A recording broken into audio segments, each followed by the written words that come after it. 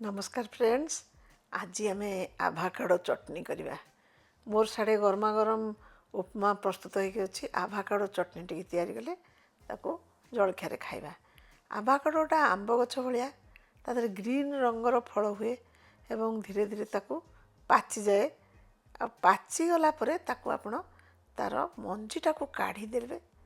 मंजीटा को काढ़ी दे दिफाळ कर देबे। मंजीटा को काढ़ी देला से मंजीटा को काढ़ी देबे कहीं मंजीटा बहुत हार्ड तादरे लहुणी भाया होकर बाहर आभाकाडोर पल्प गुड़ाक आपण काढ़ी कंचा लंका लेंबू कटा पियाज आ कटा शिमला मिर्ची इत्यादि देकरी चकटी देबे। हाथ में चकटी देला परे आपण गोटे सुंदर चटनी टे हो आपण बेड स्प्रेड रे ना रुटी रे ना उपमा रे खाई परिबे।